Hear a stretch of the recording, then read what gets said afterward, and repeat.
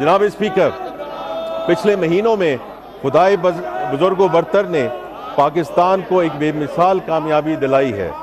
मौजूदा दौर की ख़तरनाक तरीन जंग के दौरान अमेरिका और ईरान ने पाकिस्तान पर एतबार करते हुए इसे अपने दरमियान एक ईमानदार सालिस के तौर पर कबूल किया।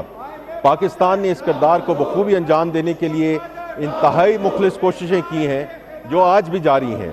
अल्हम्दुलिल्लाह हम इस्लामाबाद पीस टॉक के ज़रिए अमेरिका और ईरान को 47 साल के बाद एक मेज़ पर लाने में कामयाब हुए।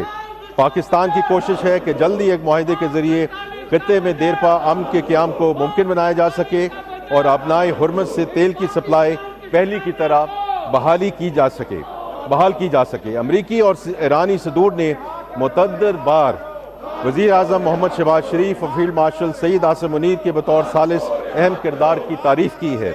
ये वो फ़कीदुल मिसाल कामयाबी है जिससे कौमों की बरादरी में हमारा एहतराम और वक़ार बढ़ा है और हमारी काविशों को हर सतह और फोरम पर सराहा गया है।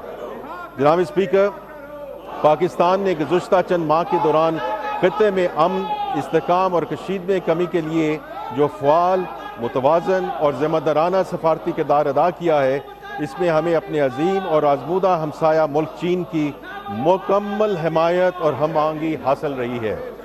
दोनों ममालिक के दरमियान इलाकाई अमन और इस्तेहकाम के लिए मुश्तरका और मजबूत अमन कोशिशों पर मुकम्मल इत्तफ़ाक़ राय और गहरी हम आहंगी मौजूद है।